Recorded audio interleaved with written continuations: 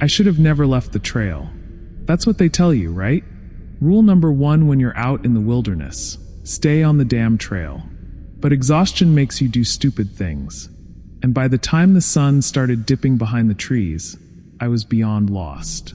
I had been hiking the Appalachian wilderness for 2 days, aiming to make it to a backcountry campsite before nightfall. But I had underestimated the terrain, the fading daylight, and my own sense of direction.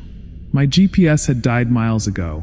My phone was useless with no signal, and panic had started creeping in like cold water filling a sinking boat.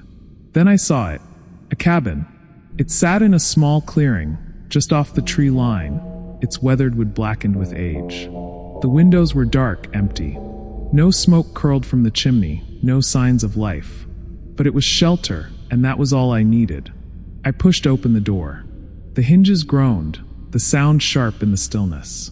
Inside, the air was thick with the scent of rot, damp wood, and something faintly metallic. The floorboards sagged under my weight, soft with decay. Dust hung in the air, swirling in the dim light from my flashlight. I should have turned around, but the cold was biting, and I was exhausted. The thought of spending the night shivering under a tree while animals prowled nearby didn't sit well. So I closed the door behind me, set my pack down, and settled into a corner, wrapping my jacket tight around me. The wind picked up outside, rattling the wooden walls. I pulled my hat down over my ears and told myself I'd be fine. I just had to make it to morning. Then, sometime past midnight, I woke up. Footsteps. Above me. Slow, deliberate creaks against the old wood. My breath hitched. My heart pounded so hard I could hear it in my ears. There was no second floor. I shone my flashlight toward the ceiling, expecting to see, I don't know what. A raccoon? A nest of some kind. But there was nothing. Just old beams, warped and cracked with age. Another step. Closer. Then a long, slow drag. Like something heavy was being pulled across the wood, just above my head. I scrambled to my feet, my flashlight shaking in my hand. The air inside the cabin felt wrong. Heavy. The walls, were they always that close? They looked like they were breathing, pulsing in and out like lungs. A loud thud hit the ceiling, directly above me. I bolted. I yanked the door open and staggered outside, gasping for air. The cold hit me like a slap, but I didn't care. I just needed to get away.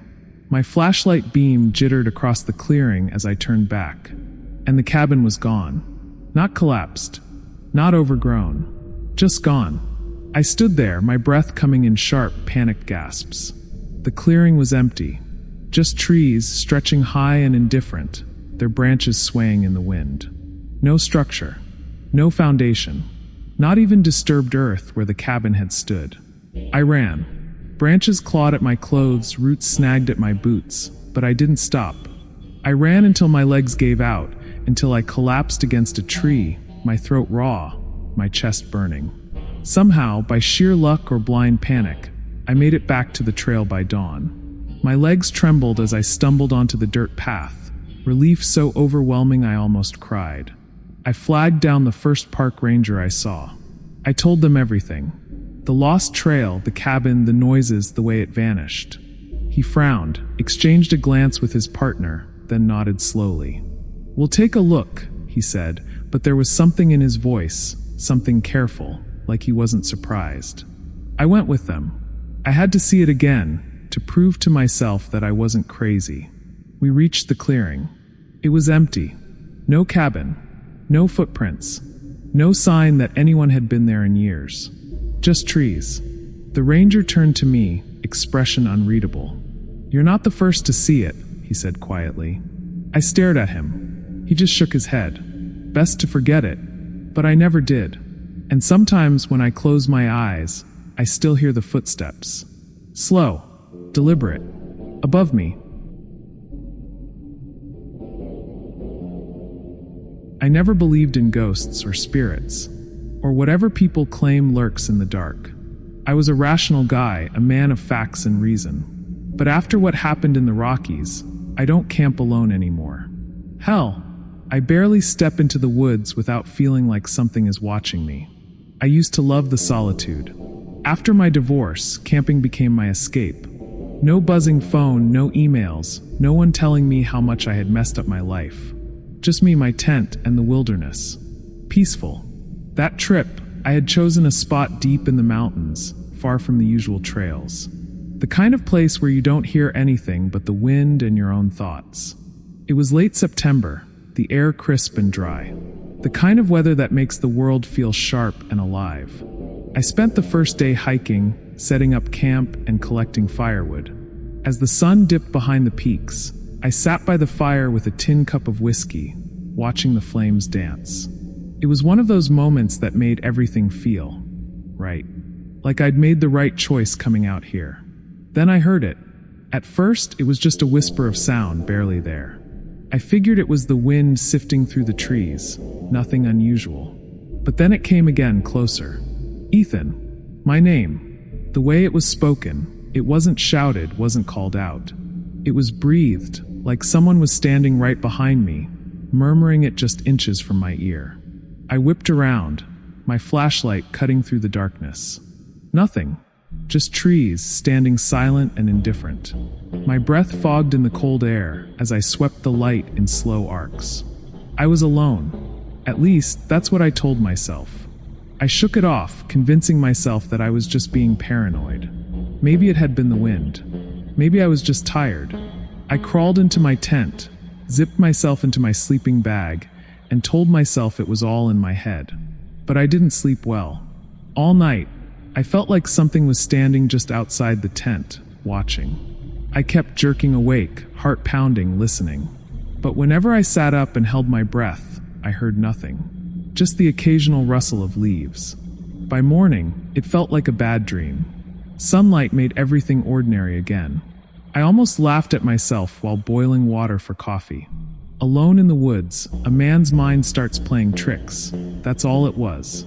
I spent the day hiking, clearing my head, trying to recapture the peace I'd come for. That night, the whispering returned. It started just after I got the fire going. This time, it wasn't just one voice. It was many. Soft, overlapping murmurs drifting through the trees. Too faint to make out words, but too distinct to be the wind. My stomach tightened. My hands felt clammy, even in the cold. I grabbed my flashlight and swept it toward the noise. And that's when I saw them. Dark figures shifting between the trees. Tall, thin, moving in that slow, unnatural way, like they weren't walking but gliding. A spike of cold panic shot through me. I stood frozen, gripping my flashlight so hard my knuckles ached. The fire crackled, throwing flickering shadows, but these weren't shadows. They didn't disappear when the firelight hit them. I forced myself to speak. "Who's there?" The whispering stopped. For a long moment, there was only silence. My own ragged breathing.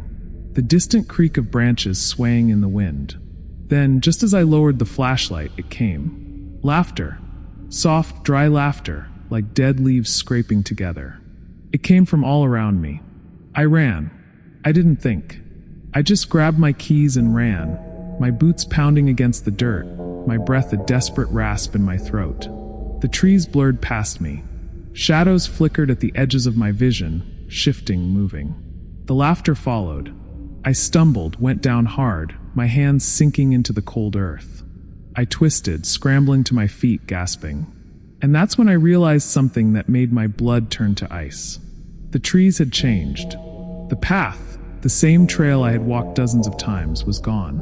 In its place, nothing but endless black trunks stretching in every direction.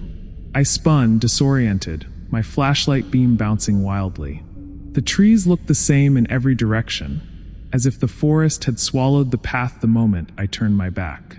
And then close, too close, one of the voices whispered my name. "Ethan."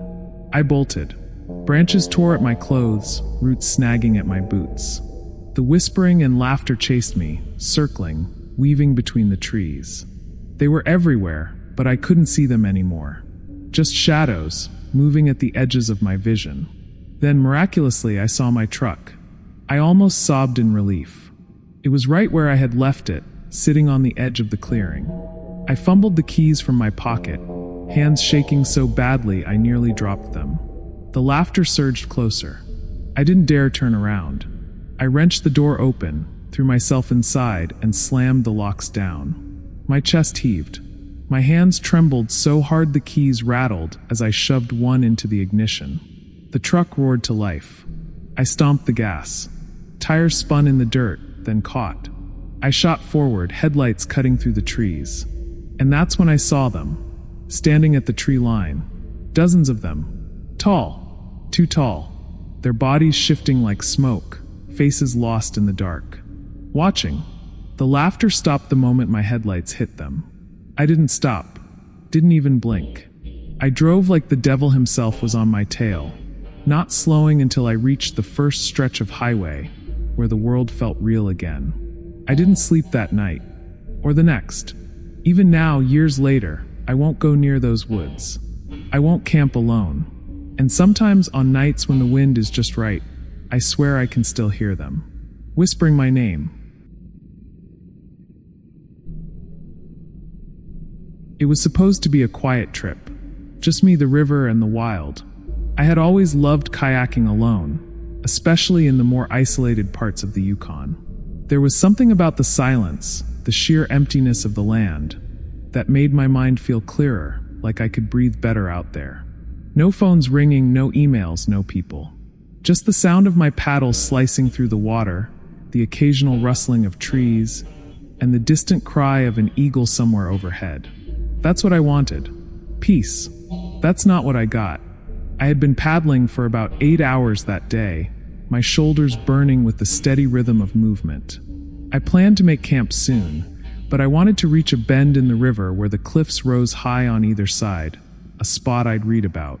I imagined setting up my tent in the shadow of those towering rock walls, cooking a meal on my small stove, and listening to nothing but the gentle lapping of the river against the shore.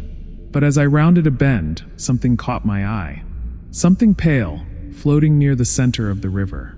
At first, I thought it was a log caught in the slow swirl of an eddy. Then I saw fingers. A hand. The fingers twitched. I yanked my paddle up, my stomach twisting. Someone was in the water. My first thought was that they had fallen from a raft or maybe a capsized canoe. The river was cold, fast-moving. If they had been in there long, hypothermia would be setting in. I paddled closer. "Hey!" I called out. "Can you hear me?" No answer. The hand floated motionless now, just barely breaking the surface. Something was wrong. The skin was too pale, almost translucent. It looked waterlogged, like it had been in the river for days. The fingers were too long, the knuckles too sharp. I hesitated. The current was carrying me closer, and I didn't want to get too near until I understood what I was looking at. Then the hand moved. Not just a twitch this time. It reached. And as I watched, horrified, an arm began to rise from the black depths of the river, impossibly long and thin. I scrambled to back paddle, my heartbeat slamming against my ribs, but the current wasn't in my favor. My kayak drifted forward, inching closer to that outstretched hand. Then the water burst open. Something pulled itself up from the depths. At first, it looked human. At first.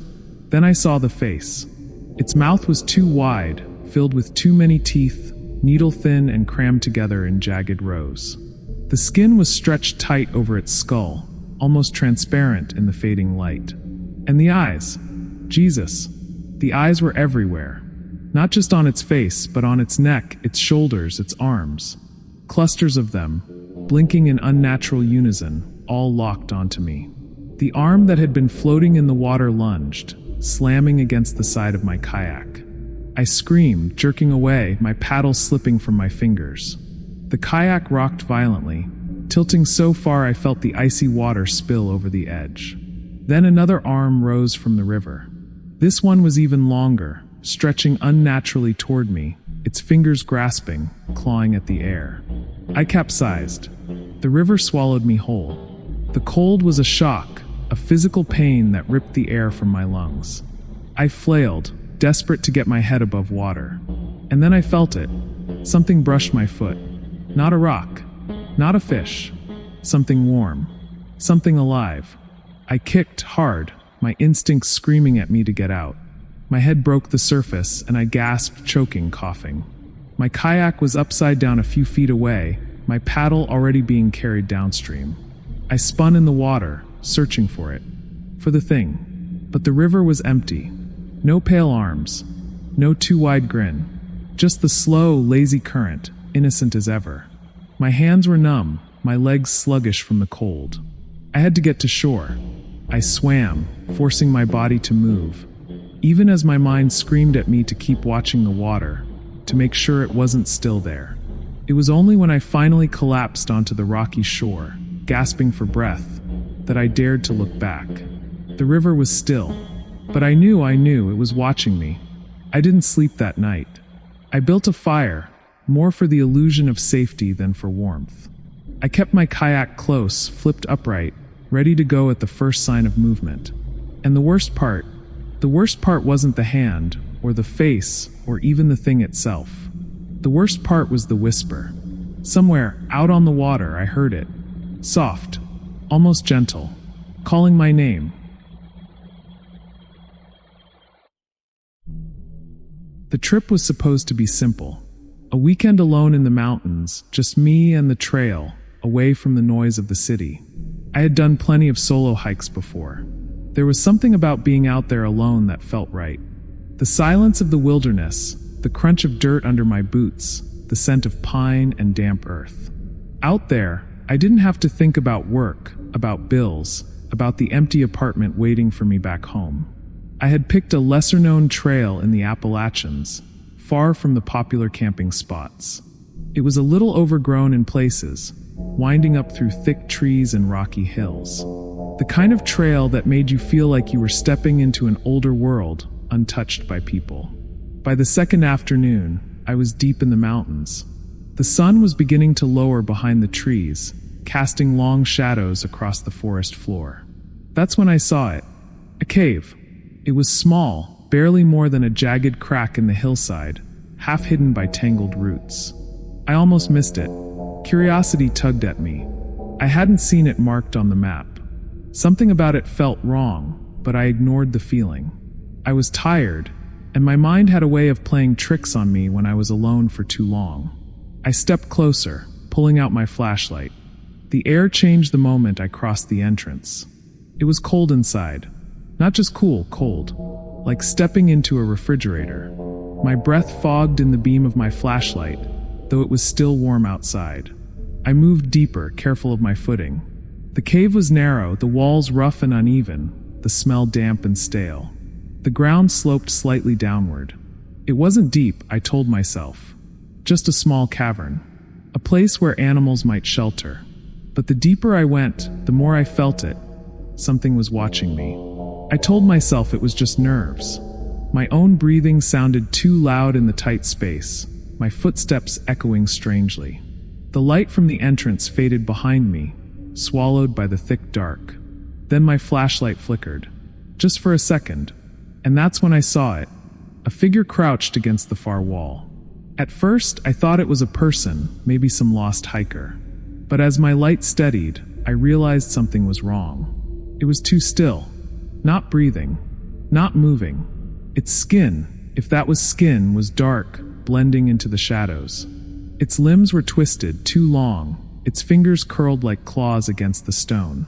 And its eyes, two black pits, deep and empty, looking straight at me. I stopped breathing. My fingers tightened on the flashlight, but I didn't dare move. The silence pressed down. Then softly, too softly, I heard something shift in the dark. Not the figure. Something closer. The flashlight flickered again. And in that brief second of darkness, the sound came again, a whisper of movement, like something dragging itself forward. I ran. I didn't think, didn't care how I moved, just turned and sprinted for the entrance, my boots slipping on loose rock. The cave felt longer, like the darkness was stretching it, pulling me deeper. Something brushed my ankle. I stumbled, catching myself against the wall, my flashlight swinging wildly. The entrance was still too far. Behind me, the whispering movement came again, closer. I could feel it. The thing against the wall, the thing in the dark. It was moving now. The breath in my chest turned to ice. I didn't look back. I ran harder, my lungs burning, my pulse hammering in my skull. The cave walls rushed past me, the air thick with something foul, something wrong. I saw light. The entrance. I lunged for it, hitting the ground hard as I threw myself out into the open air. For a moment, I just lay there, gasping, the warmth of the evening sun against my face. My hands were scraped raw, my knees throbbing from the fall. I turned back. The cave was gone. Nothing but a solid rock wall, smooth and unbroken. I stared, my breath coming in short, ragged bursts. It had been there. I knew it had. I backed away, my body still shaking, every instinct screaming at me to run. I didn't camp that night. Didn't stop hiking until I was miles away, until the trees didn't feel like they were watching me anymore. But it didn't end there. When I finally got back to town, I tried to rationalize what had happened. Maybe I'd been too exhausted, too dehydrated. Maybe I had imagined it all. I wanted to believe that. But when I got home, I started seeing things. It started small, shadows in the corners of my apartment, flickering just out of sight. My bedroom would feel too cold at night, no matter how high I cranked the heat. And then one night, I woke up to whispering. Soft, crawling through the darkness. I turned on the light, my heart slamming in my chest. The room was empty, but my closet door was open. I knew I had closed it before bed. And inside, against the far wall, the shadows seemed too deep. I left the light on that night. I started sleeping with a flashlight next to me, the same one I had taken on the hike. I didn't go back to the mountains, didn't go camping at all, but the whispering never stopped. And sometimes, in the middle of the night, I swear I see a figure crouching in the corner. Not moving, not breathing, just watching. I've always loved the simplicity of nature. There's something calming about a lone trek through the forest, a break from the endless chatter of modern life.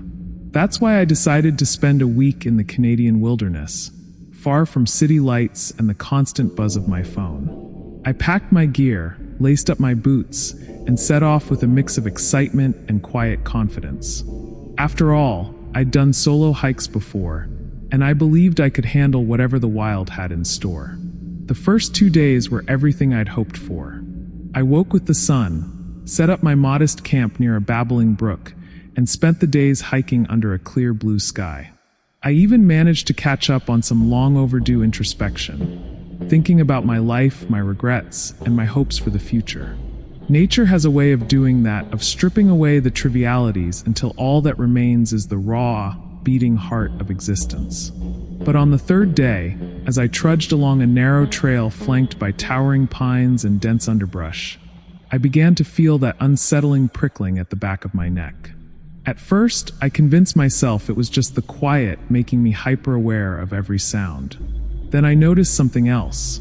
The silence around me grew heavy. Birds ceased their singing, and even the wind seemed to whisper secrets instead of its usual hum. That night, as I settled into my tent under a sky full of stars, I felt the weight of that silence.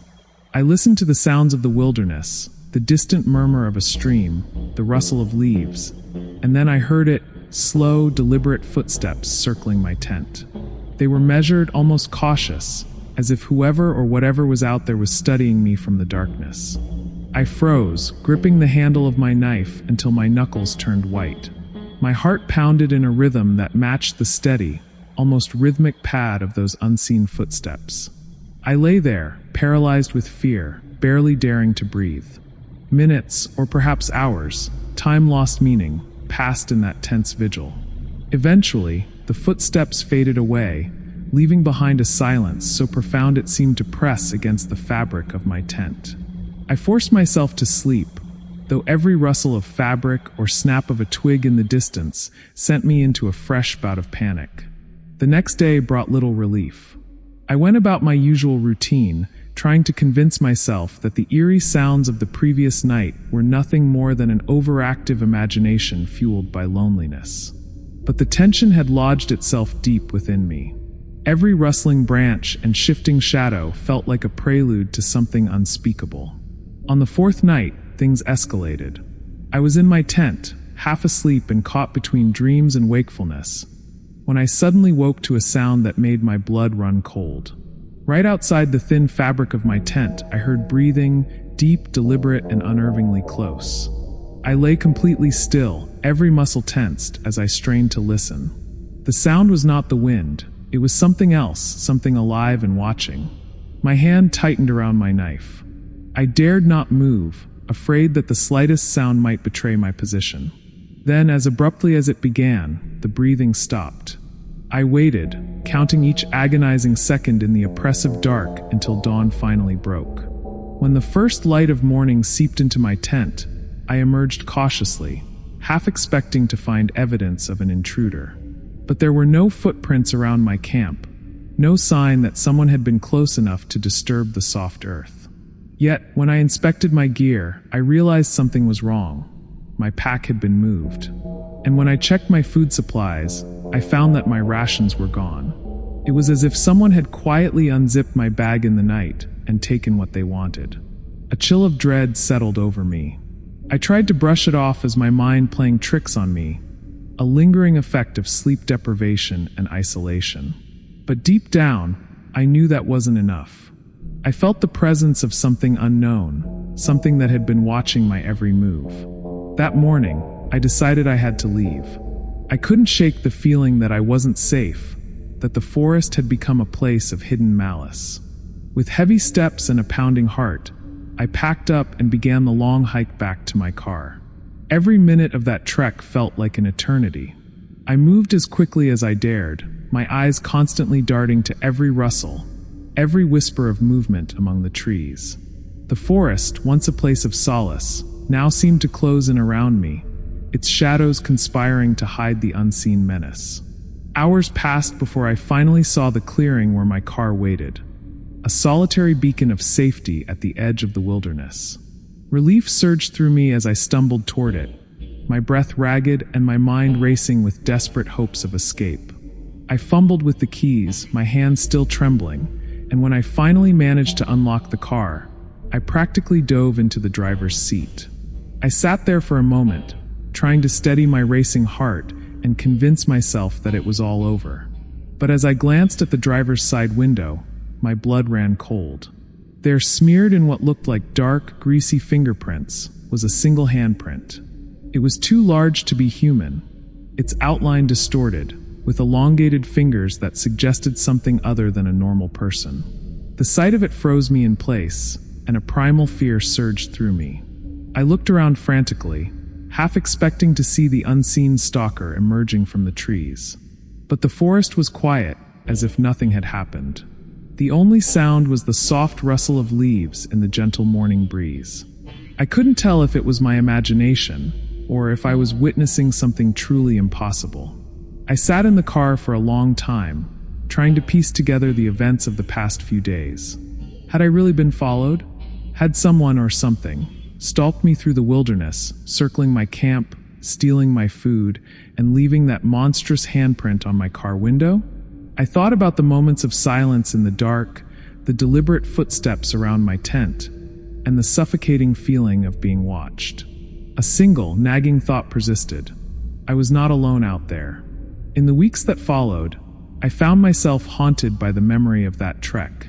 I couldn't escape the feeling of eyes on me whenever I was alone, even in the safety of my home. I tried to tell myself it was just my imagination, a byproduct of isolation and fear, but the evidence remained stubbornly vivid in my mind. Friends asked me about the trip, and I half joked about the Canadian ghost that had followed me. But inside, I knew that what I experienced was real. I began to wonder if the wilderness itself had a way of drawing out hidden fears, of turning solitude into a breeding ground for nightmares.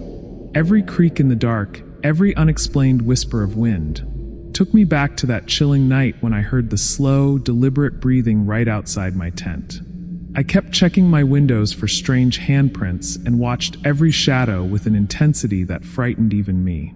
Sometimes, late at night when the house was quiet, I could almost hear the distant sound of footsteps circling my room. I'd lie awake, staring at the ceiling, half expecting to see a dark figure standing in the corner. The memory of that oversized handprint remained etched on my mind, a constant reminder that something out there had been watching, waiting, and perhaps still was. In time, I resumed my hikes, trying to reclaim the solace of nature that I had once cherished. But the experience had changed me. I no longer felt the same thrill of adventure. Instead, every forest path and every shadow reminded me of the unseen presence that had stalked me through the Canadian wilderness. I learned to trust my instincts, to heed that prickling feeling of being watched, and I always made sure to move quickly when I sensed something was amiss. The truth is, I never discovered what left that handprint or who, or what followed me. It remains a mystery, a dark secret of the wild that I carry with me.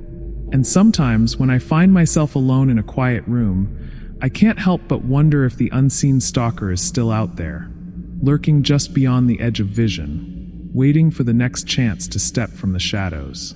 In the end, the wilderness gave me more than I bargained for. It stripped away my illusions of solitude and safety, leaving me with the raw, unfiltered truth that nature can be as cruel as it is beautiful. And though I try to put it behind me, I know that I will never forget those slow, deliberate footsteps in the dark, nor the terror of realizing that I was never truly alone.